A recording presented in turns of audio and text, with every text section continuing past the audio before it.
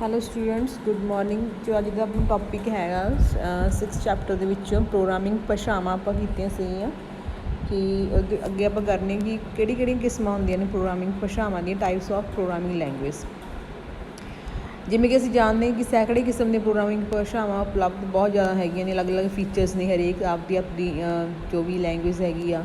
ਹਰੇਕ ਲੈਂਗੁਏਜ ਕੁਛ language software develop ਕਰਨ ਲਈ ਹੁੰਦੀ ਹੈ, ਕੁਛ ਐਪਲੀਕੇਸ਼ਨ ਸੋਫਟਵੇਅਰ ਡਿਵੈਲਪ ਕਰਨ ਵਾਸਤੇ ਯੂਜ਼ ਕੀਤੀਆਂ ਜਾਂਦੀਆਂ, ਕੁਛ ਮੋਬਾਇਲ ਐਪਲੀਕੇਸ਼ਨਸ ਡਿਵੈਲਪ ਕਰਨ ਲਈ ਯੂਜ਼ ਕੀਤੀਆਂ ਨੇ। ਪ੍ਰੋਗਰਾਮਿੰਗ ਭਾਸ਼ਾਵਾਂ ਦੀਆਂ ਕਿਹੜੀਆਂ ਨੇ ਟਾਈਪਸ? ਇੱਕ ਤਾਂ ਹੁੰਦੀ ਲੋ ਲੈਵਲ, ਇੱਕ ਹੁੰਦੀ ਹੈ ਹਾਈ ਲੈਵਲ। ਲੋ ਲੈਵਲ ਦੇ ਵਿੱਚ ਮਸ਼ੀਨੀ ਹੋ ਗਈ ਭਾਸ਼ਾ ਅਤੇ ਅਸੈਂਬਲੀ ਭਾਸ਼ਾ ਹੋ ਗਈ ਹੈ। ਲੋ ਲੈਵਲ ਜਿਹੜੀ ਪ੍ਰੋਗਰਾਮਿੰਗ ਭਾਸ਼ਾਵਾਂ ਹੁੰਦੀਆਂ ਨੇ ਸਿਸਟਮ ਪ੍ਰੋਗਰਾਮਾਂ ਨੂੰ ਤਿਆਰ ਕਰਨ ਦੇ ਲਈ ਯੂਜ਼ ਕੀਤੀਆਂ ਜਾਂਦੀਆਂ ਨੇ। ਸਿਸਟਮ ਦੇ ਜਿਹੜੇ ਪ੍ਰੋਗਰਾਮਸ ਹੁੰਦੇ ਆ, ਮੀਨਸ ਕੰਪਿਊਟਰ ਲਈ ਜਿਹੜੇ ਯੂਜ਼ ਕੀਤੇ ਜਾਂਦੇ ਆ ਪ੍ਰੋਗਰਾਮਸ, ਉਹਨਾਂ ਨੂੰ, ਜਦੋਂ ਕਿ ਜਿਹੜੀਆਂ ਐਪਲੀਕੇਸ਼ਨ ਪ੍ਰੋਗਰਾਮਾਂ ਨੂੰ ਤਿਆਰ ਕਰਨ ਦੇ ਲਈ ਕਈ ਹਾਈ ਲੈਵਲ ਦੀਆਂ ਪ੍ਰੋਗਰਾਮਿੰਗ ਭਾਸ਼ਾਵਾਂ ਯੂਜ਼ ਕੀਤੀਆਂ ਜਾਂਦੀਆਂ ਨੇ। ਇਹਨਾਂ ਸਾਰੀਆਂ ਪ੍ਰੋਗਰਾਮਿੰਗ ਭਾਸ਼ਾਵਾਂ ਦਾ ਵਿਸਥਾਰ ਵਰਣਨ ਹੇਠਾਂ ਦਿੱਤਾ ਹੋਇਆ ਹੈਗਾ। ਜਿਵੇਂ ਕਿ ਲੋ ਲੈਵਲ ਭਾਸ਼ਾਵਾਂ ਕਿਹੜੀਆਂ ਹੁੰਦੀਆਂ ਨੇ, ਜਿਵੇਂ ਮਸ਼ੀਨ ਅਤੇ ਅਸੈਂਬਲੀ ਭਾਸ਼ਾ ਨੂੰ ਲੋ ਲੈਵਲ ਭਾਸ਼ਾ ਬੋਲਿਆ ਜਾਂਦਾ। ਮਸ਼ੀਨ ਜਿਹੜੀ ਮਸ਼ੀਨੀ ਭਾਸ਼ਾ ਹੁੰਦੀ ਹੈ ਜਾਂ ਫਿਰ ਅਸੈਂਬਲੀ ਭਾਸ਼ਾਵਾਂ ਨੇ, ਠੀਕ ਹੈ, ਲੋ ਲੈਵਲ ਹੁੰਦੀਆਂ ਨੇ।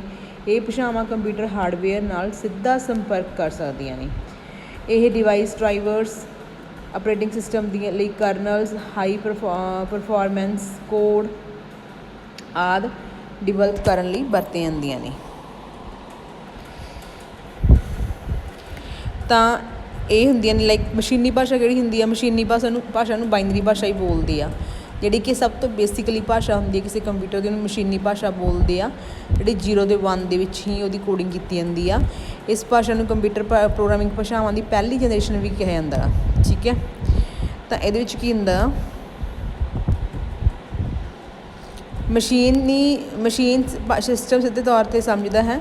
ਇਹ ਜਿਹੜਾ ਮਤਲਬ ਕਿ ਇਹਦੇ ਵਿੱਚ ਕੀ ਹੁੰਦਾ, ਮਸ਼ੀਨੀ ਭਾਸ਼ਾ ਕੰਪਿਊਟਰ ਸਿਸਟਮਾਂ ਦੀ ਮੁੱਢਲੀ ਭਾਸ਼ਾ ਹੈ, ਕਿਉਂਕਿ ਇਸ ਭਾਸ਼ਾ ਨੂੰ ਕੰਪਿਊਟਰ ਸਿਸਟਮ ਸਿੱਧੇ ਤੌਰ 'ਤੇ ਸਮਝਦਾ ਹੈ। ਇਸ ਭਾਸ਼ਾ ਨੂੰ ਸਮਝਣ ਲਈ ਕੰਪਿਊਟਰ ਨੂੰ ਕਿਸੇ ਤਰ੍ਹਾਂ ਦੀ ਟਰਾਂਸਲੇਸ਼ਨ ਦੀ ਜ਼ਰੂਰਤ ਨਹੀਂ ਪੈਂਦੀ।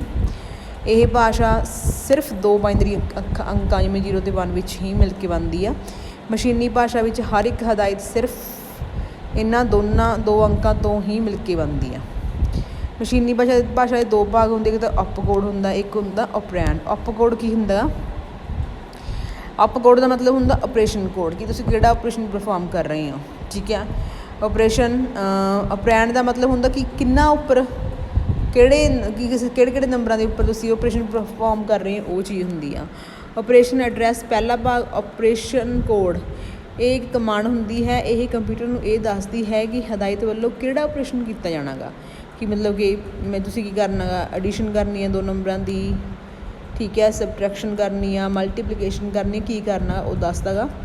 ਇਹ ਕੰਪਿਊਟਰ ਨੂੰ ਦੱਸਦਾ ਕਿ ਡਾਟਾ ਜਿਸ ਉੱਪਰ ਕੰਮ ਕੀਤਾ ਹੈ ਉਹ ਮੈਮਰੀ ਵਿੱਚ ਕਿੱਥੇ ਪਿਆ। ਇੱਥੋਂ ਇਹ ਵੀ ਪਤਾ ਚੱਲਦਾ ਕਿ ਜਿਹੜੇ ਡਾਟਾ ਦੇ ਉੱਪਰ ਕੰਮ ਕਰਨਾ ਗਾ, ਆਪਰੇਸ਼ਨ ਪਰਫੋਰਮ ਕਰਨੀ ਆ, ਉਹ ਮੈਮਰੀ ਵਿੱਚ ਕੰਪਿਊਟਰ ਦੇ ਵਿੱਚ ਕਿੱਥੇ ਪਿਆ ਗਾ, ਕਿਉਂਕਿ ਹਦਾਇਤਾਂ ਨੂੰ ਸਿਰਫ ਬਾਈਨਰੀ ਅੰਕਾਂ 0 ਅਤੇ 1 ਵਿੱਚ ਹੀ ਲਿਖਿਆ ਜਾਂਦਾ ਹੈ।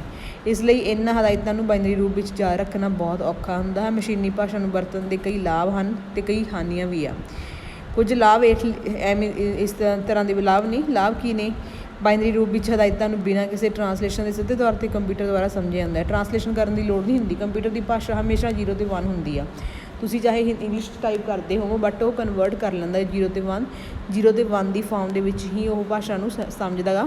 ਤਾਂ ਇੱਥੇ ਜੇ ਸਿੱਧੀ ਤੁਸੀਂ ਮਸ਼ੀਨੀ ਭਾਸ਼ਾ ਯੂਜ਼ ਕਰ ਰਹੇ ਹੋ ਤਾਂ ਉਹਨੂੰ ਟਰਾਂਸਲੇਸ਼ਨ ਕਰਨ ਦੀ ਲੋੜ ਹੀ ਨਹੀਂ ਪੈਂਦੀ ਹੈਗੀ, ਕਿਉਂਕਿ ਮਸ਼ੀਨ ਹਦਾਇਤਾਂ ਨੂੰ ਬਿਨਾਂ ਕਿਸੇ ਟਰਾਂਸਲੇਸ਼ਨ ਦੇ ਕੰਪਿਊਟਰ ਦੁਆਰਾ ਸਿੱਧੇ ਹੀ ਸਮਝਿਆ ਜਾਂਦਾ। ਇਸ ਲਈ ਇਹਨਾਂ ਨੂੰ ਉੱਪਰ ਬਿਨਾਂ ਦੇਰੀ ਦੇ ਕੰਪਿਊਟਰ ਵੱਲੋਂ ਤੇਜ਼ੀ ਨਾਲ ਕੰਮ ਕੀਤਾ ਜਾਂਦਾ ਹੈ। ਹਾਨੀਆਂ ਕੀ ਆ? ਹਦਾਇਤਾਂ ਯਾਦ ਰੱਖਣੀਆਂ ਬਹੁਤ ਔਖੀਆਂ ਨੇ। ਮਸ਼ੀਨੀ ਜਿਹੜੀਆਂ ਹਦਾਇਤਾਂ ਨੇ ਭਾਸ਼ਾ ਵਿੱਚ ਲਿਖੀਆਂ ਹੋਈਆਂ, ਉਹਨੂੰ ਯਾਦ ਰੱਖਣਾ ਬਹੁਤ ਔਖਾ ਹੈਗਾ। ਪ੍ਰੋਗਰਾਮਰਸ ਹੀ ਇਹਨਾਂ ਨੂੰ ਸਮਝ ਸਕਦੇ ਆ, ਆਮ ਇਨਸਾਨ ਨਹੀਂ ਸਮਝਦਾ। ਮਸ਼ੀਨੀ ਹਦਾਇਤਾਂ ਵਿੱਚ ਗਲਤੀਆਂ ਲੱਭਣਾ ਬਹੁਤ ਔਖਾ ਹੋ ਜਾਂਦਾ ਜੇ ਗਲਤੀਆਂ ਹੋ ਜਾਂਦੀਆਂ ਨੇ, ਠੀਕ ਆ, ਜਾਂ ਸਮਾਂ ਲੱਗਦਾ ਗਲਤੀਆਂ ਲੱਭਣ ਲਈ। ਮਸ਼ੀਨ ਭਾਸ਼ਾ ਵਿੱਚ ਪ੍ਰੋਗਰਾਮਿੰਗ ਲਈ ਹਾਰਡਵੇਅਰ ਦੀ ਅੰਦਰੂਨੀ ਵਰਤੋਂ ਦੀ ਜਾਣਕਾਰੀ ਹੋਣਾ ਬਹੁਤ ਜ਼ਰੂਰੀ ਆ। ਹਾਰਡਵੇਅਰਸ ਬਾਰੇ ਵੀ ਨੌਲੇਜ ਹੋਣੀ ਚਾਹੀਦੀ ਹੈ ਪ੍ਰੋਗਰਾਮਰਸ ਨੂੰ। ਮਸ਼ੀਨੀ ਭਾਸ਼ਾ ਵਿੱਚ ਬਣਾਇਆ ਗਿਆ ਪ੍ਰੋਗਰਾਮ ਕੇਵਲ ਉਸ ਤਰ੍ਹਾਂ ਦੀ ਮਸ਼ੀਨ ਉੱਪਰ ਹੀ ਚਲਾਏ ਜਾ ਸਕਦੇ ਹਨ। ਸਿਰਫ ਜਿਹੜੀ ਮਸ਼ੀਨ ਲਈ ਬਣਾਏ ਗਏ ਆ ਉਸੇ ਮਸ਼ੀਨ ਦੇ ਉੱਪਰ ਹੀ ਉਹ ਪ੍ਰੋਗਰਾਮ ਚੱਲਦੇ ਆ। ਅਸੈਂਬਲੀ ਭਾਸ਼ਾ ਕਿਹੜੀ ਹੁੰਦੀ ਆ? ਇਹਨੂੰ ਅਸੀਂ ਚਿੰਨ੍ਹਾਤਮਕ ਭਾਸ਼ਾ, ਸਿੰਬੋਲਿਕ ਲੈਂਗੁਏਜ ਵੀ ਬੋਲਦੇ ਆ। ਇਹਦੇ ਵਿੱਚ ਬਾਈਨਰੀ ਕੋਡ ਦੀ ਬਜਾਏ ਚਿੰਨ੍ਹਾਂ ਦੀ ਵਰਤੋਂ ਕੀਤੀ ਜਾਂਦੀ ਆ, ਸਿੰਬਲਸ ਦੀ ਵਰਤੋਂ ਕੀਤੀ ਜਾਂਦੀ ਆ।